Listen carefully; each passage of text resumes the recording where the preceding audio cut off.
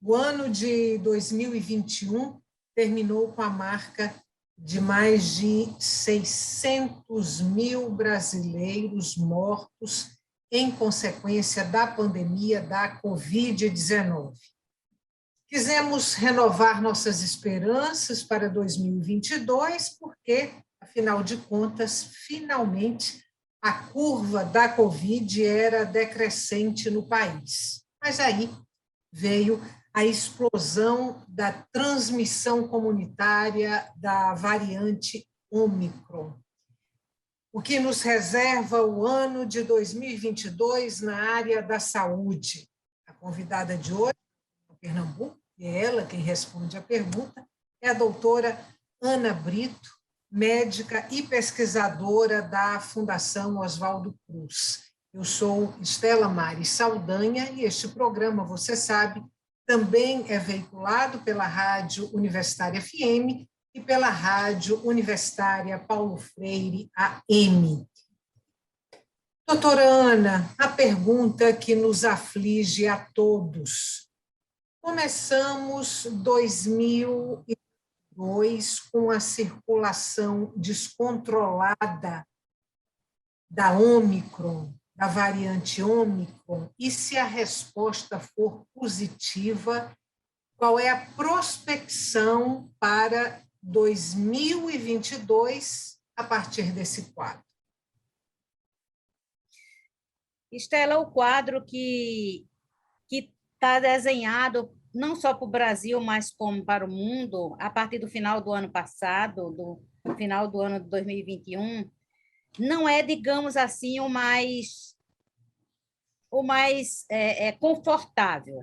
Porque, embora a explosão de casos da variante Ômicron não tenha se acompanhado de um quadro de gravidade mais dramático, como nós já assistimos em variantes anteriores, como a Delta e no Brasil a Gama, por outro lado, a transmissão desse vírus com esse novo código genético, ele impõe uma nuvem de incertezas muito grande, sobretudo pela possibilidade de que, havendo mais transmissão, obviamente que a gente vai assistir mais óbitos, porque nem toda a população está vacinada, nem todo o mundo está vacinado. O Brasil, apesar de tudo, tem uma condição de vacina um pouco melhor do que, por exemplo, outros países da própria América do Sul. Mas, no entanto, existe um percentual razoável de pessoas não vacinadas ou que foram imunizadas muito precocemente e que, por conta da idade, desenvolve uma queda de anticorpos e de proteção, e, sobretudo, o grupo de crianças e de adolescentes que só recentemente começa a se beneficiar realmente da imunização. Então, a possibilidade de uma mudança de mutações desse vírus, os vírus mudam muito, eles são mutantes.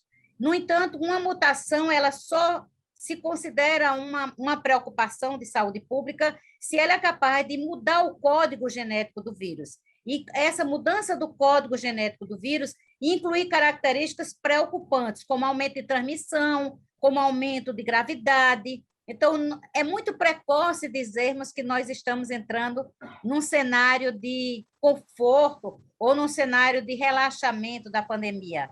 No entanto, eu acredito realmente que com as armas que nós dispomos, com o desenvolvimento acelerado que a ciência impôs para acompanhar a velocidade desse vírus, é possível que o ano de 2022, sobretudo a partir do segundo semestre, que a gente já tem um cenário realmente de menos preocupação com relação à Covid. Doutora Ana, agora já se fala aí numa subvariante, quer dizer, numa variante da Ômicron. Aí eu queria que a senhora colocasse isso em perspectiva e nos dissesse, porque o medo de todo mundo é que, afinal de contas, surja uma variante que escape aí da proteção das vacinas que já estão ofertadas. Então, eu queria que a senhora prospectasse essa nova variante da Ômicron. Essa nova variante da Ômicron, denominada B2, ela, na realidade, tem uma característica um pouco mais preocupante do que só o aumento de transmissão. Ela é mais transmissível do que a variante clássica, digamos assim, da Ômicron, e ela parece ser mais virulenta, ou seja, ela aponta nos estudos biológicos para a possibilidade de desenvolvimento de formas mais graves da doença. Então, isso realmente é a própria variante Ômicron, ela escapa às vacinas, por isso que ela é tão mais transmissível, e ela tem outra característica, ela escapa à imunidade conferida pelas variantes anteriores, que a gente, de certa forma, tinha uma certa margem, digamos assim, de segurança de que as pessoas que tinham desenvolvido a doença por outras variantes estavam parcialmente protegidas por algum tempo contra novas variantes. A Ômicron chegou e realmente passou por cima dessa certeza, e hoje a gente vê que pessoas que já adoeceram 2 vezes por variantes diferentes estão também adoecendo pela Ômicron. Doutora Ana, e aí, assim, a Ômicron assustou todo mundo pela facilidade de contaminação. A impressão que a gente tem é que ela é transmitida até por pensamento, né? Parece que o mundo inteiro foi contaminado. Estou quase chorando, porque aí se a gente tem uma variante que está aí para chegar, que é mais transmissível do que a Ômicron e possivelmente mais feroz, a minha pergunta é se a gente pode prospectar aí, do ponto de vista das vacinas, um quadro de robustez que bata aí com esse prognóstico de uma variante mais contagiosa e mais severa. Certamente, Estela, e certamente as plantas de produção de vacina, sobretudo a Moderna e a BioNTech, elas já estão desenvolvendo vacinas que sejam capazes de incorporar as características dos vírus mais recentes, particularmente a variante Delta e agora, mais recentemente, a variante Ômicron. Então, assim, óbvio que o desenvolvimento de uma vacina, por mais que a gente tenha mostrado capacidade de desenvolver muito rapidamente, como a gente assistiu, que em 10 meses o mundo foi capaz de oferecer 5 vacinas diferentes, tá entendendo? A indústria farmacêutica mundial, com métodos de desenvolvimento diferentes, desde o vírus inativado até vacinas de RNA mensageiro, que é o primeiro grande, digamos assim, exemplo de uso em massa de uma vacina de RNA mensageiro, surge com a Covid, a partir do desenvolvimento da Pfizer e da Moderna, mas hoje essas plantas produtivas já estão incorporando as novas vacinas, características, sobretudo da Delta e da Ômicron, por essa velocidade de transmissão que elas têm. Então, é possível que dentro de 3 ou 4 meses possamos ter à disposição, se não para vacinação básica, mas pelo menos para vacina de reforço, vacinas que possam incorporar essas características. O problema, Estela, é que a capacidade de corrida do vírus é maior do que a capacidade de produção da indústria farmacêutica. Por quê? Porque nós deixamos uma parte considerável da população do mundo sem proteção, sem vacina. E o vírus ele vai se desenvolvendo a partir dos seus erros, porque o vírus ele muda a partir de cópias aleatórias. Algumas cópias vão resultar numa mudança do seu código genético com maior competência adaptativa. O ser vivo, qualquer ser vivo é assim. Ele se reproduz na perspectiva de perpetuação. Então, eu acredito que a gente tem que correr rapidamente com a vacina para as populações ainda não imunizadas. Nós temos mais de 50% da população, mais de 40%. A África, por exemplo, é um continente praticamente não vacinado, está entendendo? E de onde resultou, por exemplo, a Ômicron. A Ômicron foi um vírus que entrou em adaptação durante meses na África do Sul, na África Austral, África do Sul, Moçambique, Zimbábue. Por quê? Porque as populações não estavam vacinadas lá e ele vai criando mecanismos de adaptação. E aí chega uma variante com a capacidade de transmissão maior do que a do sarampo, até então, o vírus que tinha a maior capacidade de transmissão que nós conhecíamos como preocupação de saúde pública para o mundo. Bom, para a gente fechar esse bloco, aí eu quero perguntar se a senhora alimenta a esperança para este ano de movimentos, digamos, humanitários e mais generosos dos países mais ricos em relação a esses países mais pobres, para que essas populações possam ser finalmente vacinadas, para que se tenha uma cobertura vacinal significativa e aí, de alguma forma, se impeça essas variantes que nos ameaçam a todos e que deixam a gente aí olhando um túnel sem luz lá no final em relação a essa pandemia da Covid-19. Eu gostaria muito de alimentar a perspectiva de um acordo humanitário que fizesse, porque eu acredito que hoje nós não podemos avaliar a saúde como um bem individual, nem um bem só de um país. A saúde ela tem que ser encarada como um bem coletivo e, mais uma vez, o acesso aos equipamentos e aos insumos para a preservação da saúde, elas têm que serem disponibilizadas universalmente.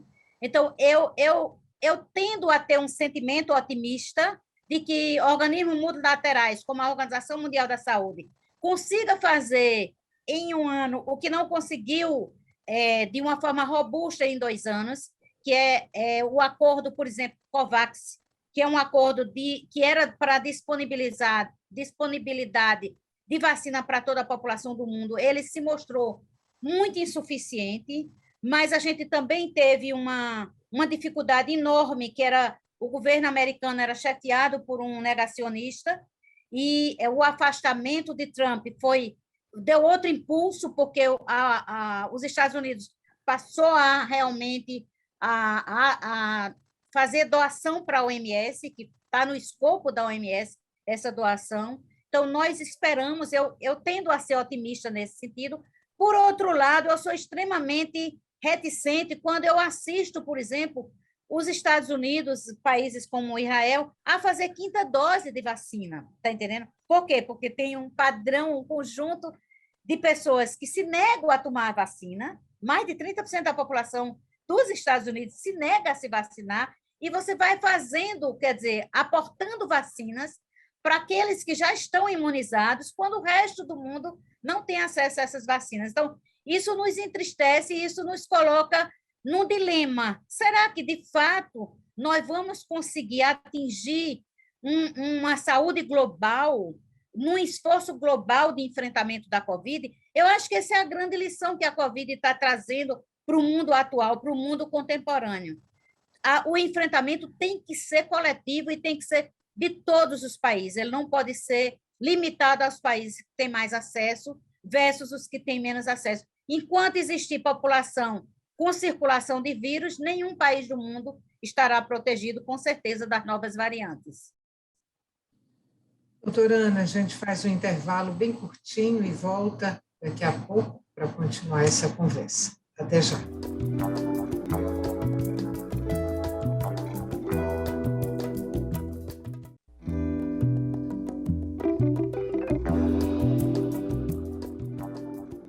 Estamos de volta para o segundo e último bloco do Opinião Pernambuco. O tema de hoje do nosso programa são as perspectivas para o Brasil e para o mundo, de modo geral, em 2022, na área da saúde.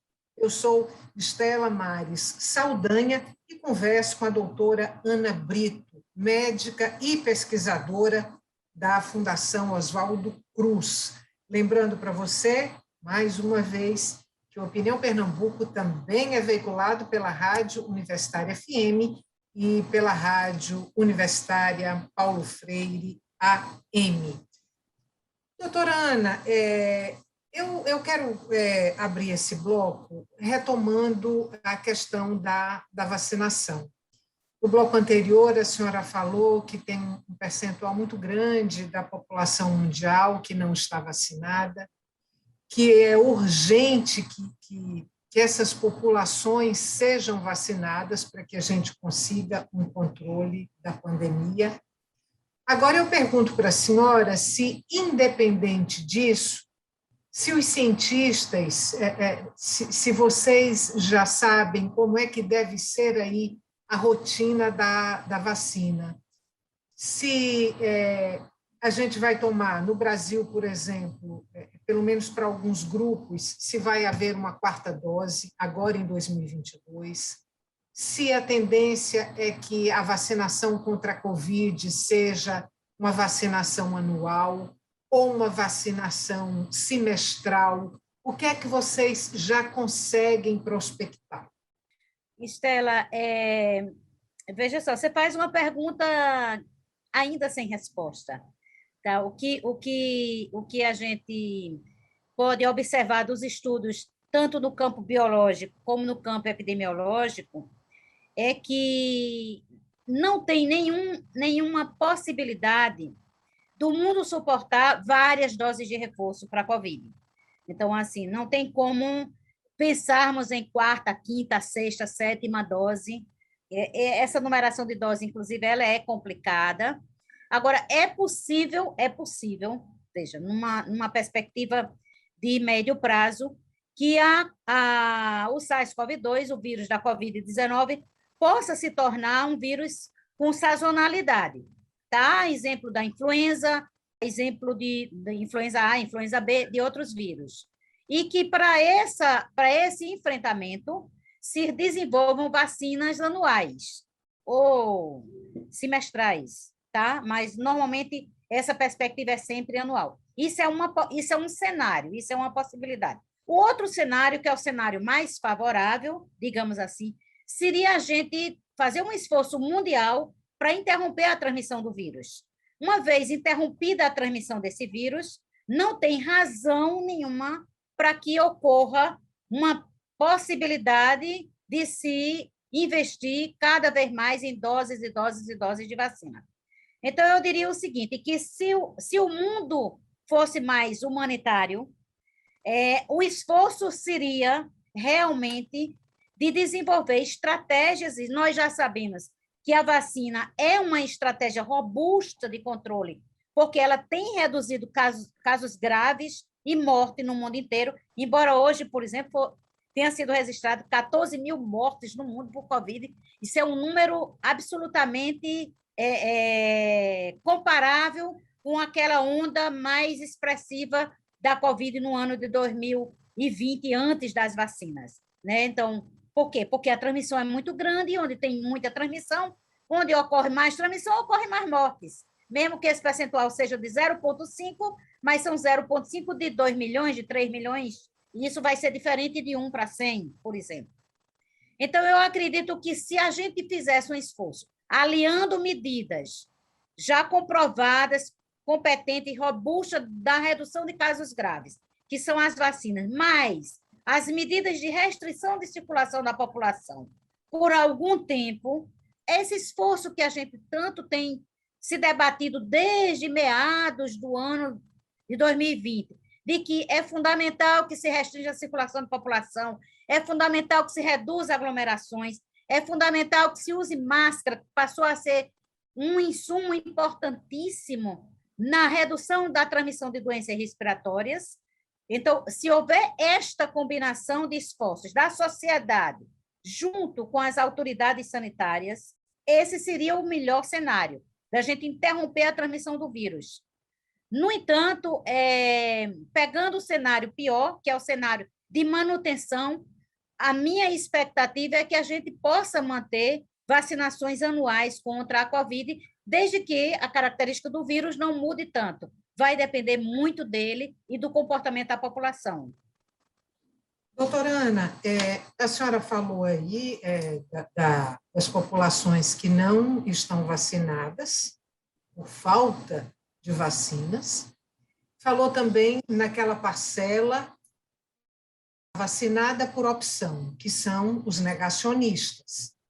Eu pergunto se a senhora vislumbra a possibilidade de uma redução desse negacionismo agora, em 2022, por conta dessa pressão exercida pela Ômicron, essa quantidade imensa de pessoas que se contaminaram assim num piscar de olhos.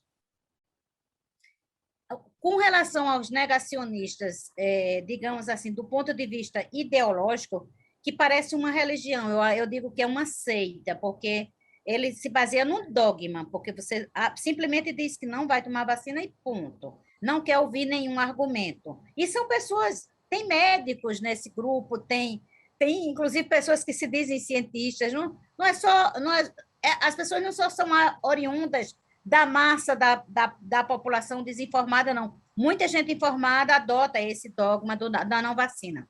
O que eu acho que tem pressionado esse grupo tem sido as ações de governo, no sentido de impedir que essas pessoas frequentem espaços públicos. A exemplo do que fez a França, do que fez Portugal, do que recentemente, mesmo que de forma ainda muito tímida, tem feito o Brasil. A exigência de um certificado de vacinação, ela realmente é um mecanismo indireto, é pedagógico e é um mecanismo indireto de se manter o aumento das coberturas vacinais. No Brasil, é interessante, Estela, que o movimento negacionista ele não foi importante para a vacinação de adultos, porque o Brasil tem uma tradição de vacina muito grande, mas o mais instigante é como está sendo difícil vacinar as crianças, porque esses mesmos pais que foram vacinados, eles estão se negando a vacinar seus próprios filhos. E isso é um paradoxo, e isso para mim, isso é incompreensível, tá entendendo? Como é que você vacina, você toma uma vacina, você sabe que a vacina é segura, ela foi testada, ela foi aprovada pelos organismos internacionais e nacional, a Anvisa é um organismo muito sério, de segurança de alimentação e de insumos da saúde. Como é que essas mesmas pessoas hoje questionam e até dizem que não vão vacinar seus filhos? Então, para mim, isso é um fenômeno novo, que eu não esperava que isso acontecesse no Brasil, porque nós não temos tradição negacionista contra a vacina no país. E é curioso porque as crianças estão vacinadas contra outras coisas, né? Porque os pais vacinaram as crianças contra sarampo, contra qualquer luxo. Difteria, tétano, qualquer luxo. São 17 vacinas no calendário básico de vacina. A criança sai da maternidade vacinada, tá entendendo? Então, assim, é inexplicável esse movimento, ele é quase que, eu diria, perverso contra as crianças, tá entendendo? Eu entendo hoje nesse sentido, porque esse próprio pai, ele tomou a vacina. E aí vem o argumento, mas eu tomei a vacina, mas eu tive a doença. Sim, você teve a doença tão fraca que você sequer valorizou essa doença, e isso você está usando como argumento para não vacinar seu filho. Mas essa doença foi leve porque você estava protegido contra a forma grave desse vírus. Doutora Ana, e aí, independente da vacina ser uma proteção para as crianças, o quanto essa vacinação para essa faixa etária agora que a gente entrou, né, a partir dos 5 anos, dos 5 aos 11 anos, aos 12 anos, o quanto essa vacinação é estratégica para o controle da própria pandemia? Então, enquanto tivermos pessoas não vacinadas, nós teremos vetor de disseminação do vírus. Então, no começo da pandemia, se dizia as crianças são mais protegidas contra as formas graves. Sim, são mais protegidas contra as formas graves por uma característica da própria constituição e da própria avidez do vírus, da Ômicron tradicional ou das outras variantes, por determinados órgãos, sistema hematológico, sistema renal, sistema cardíaco. Hoje a gente percebe que o seguinte, essas crianças, elas fazem formas graves que adulto não fazem, por exemplo, a forma multissistêmica inflamatória, ela é pediátrica, isso o Brasil já chamava atenção desde o ano passado, está entendendo? Que era uma forma... E o Brasil é o país do mundo onde tem mais morrido crianças vítimas de Covid e, pasme, gestantes vítimas de Covid. Então, isso é, assim, é duplamente triste para a nossa realidade e indicativo de que nós precisamos proteger as crianças. Elas são vetores importantes, inclusive para os mais vulneráveis, que são os que têm comorbidade, e idosos que estão em casa. Então, é fundamental que a gente mantenha este grupo de 4 a 11 anos realmente rapidamente vacinado, junto com os adolescentes que já começam a fazer suas doses de reforço. Doutora Ana, eu tenho 30 segundos para terminar o programa e vou pedir para a senhora falar sobre o SUS numa perspectiva para 2022. O SUS e a pesquisa científica, quer dizer, vai ser um ano de robustez para um e para outro? Estela, eu gostaria de acreditar que seria um ano de robustez para o SUS se tivéssemos um governo consequente no país. A minha esperança, de fato, é que a estrutura do SUS seja fortalecida pelos estados e municípios, porque a única forma que a gente tem de enfrentar essa pandemia é chegando com as medidas de controle e prevenção o mais próximo de cada cidadão brasileiro. Essa é a minha perspectiva. Nós temos um instrumento capaz de realmente de enfrentar, ele está sendo capaz de enfrentar, apesar do desfinanciamento. E a pesquisa, nós sofremos o maior corte financeiro no Brasil contra a educação e a pesquisa agora no início desse ano. E nós precisamos realmente lutar com todas as forças para que a gente possa, pelo menos, recuperar uma situação que já não era das mais favoráveis que nós tínhamos no início do ano passado. Doutora Ana, muito obrigada. Volte outras vezes e que 2022, afinal de contas, possa nos alimentar aí alguma esperança. Obrigada. Muito obrigada, Estela.